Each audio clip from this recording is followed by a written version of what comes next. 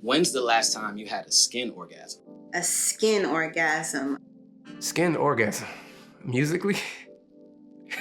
I once was lost. Yeah, oh, but now, oh Lord, I'm found. If you're like me or 2/3 of the world's population, then you just might be familiar with the phenomenon Frisson. Frisson. Frisson is the French word meaning to shiver or to have chills. But in this case, we're not shivering because we're cold. We're shivering because we're stimulated by music. Frisson is a really fascinating concept. We don't fully understand what causes us to have this reaction when we hear music. So one leading theory is that when we hear music, and this is also true when we look at certain art and even sometimes movies, other things that we might find aesthetically pleasing, that they activate dopamine release in our brain. And this is a similar pathway that gets activated with sex, with drugs, with other things that are rewarding to our brain. So you have this sudden rush of dopamine.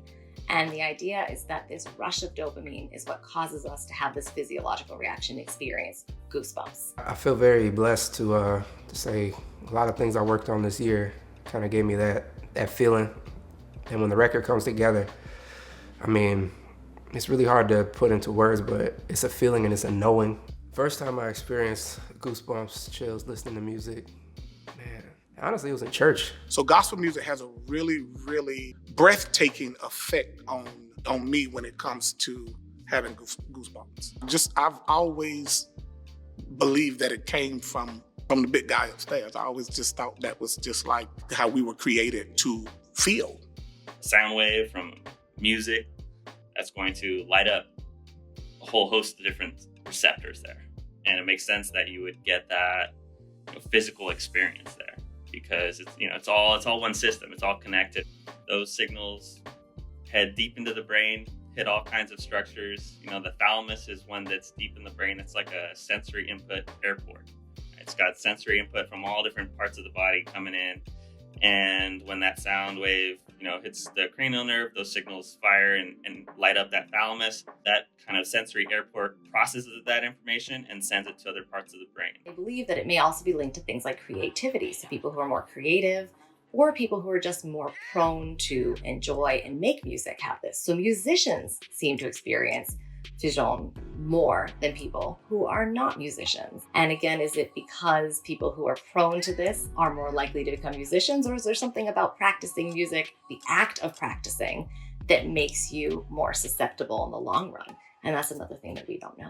Those that experience Frisson more easily may have stronger neural connections between those sensory centers that perceive music, like the auditory cortex and thalamus, and the emotion and reward centers of the brain. It might be a matter of figuring out what for you is the trigger.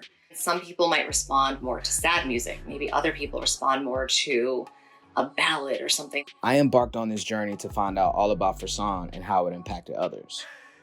I was fascinated to find out that not only had they experienced it, but they were using it to their advantages. It's a special occasion, so let's go down the rabbit hole. I think it does benefit me as a musician because it allows me to kind of test the ideas I'm writing. So if I write something and it gives me goosebumps, I know that's an idea that I need to pursue. There's still no definitive answer on why our bodies create this response. What we do know is, within individuals that do experience Frisson, studies have described higher levels of creativity, intellectual curiosity, and emotional intelligence, as well as increased empathy, unusually active imaginations, and they're oftentimes very reflective and in tune with their feelings. So the next time you hear a song that makes you shiver or shed a tear, just know in that moment you've experienced Frisson. And now you know that you're even that more unique and your brain is literally wired differently. Blind, but now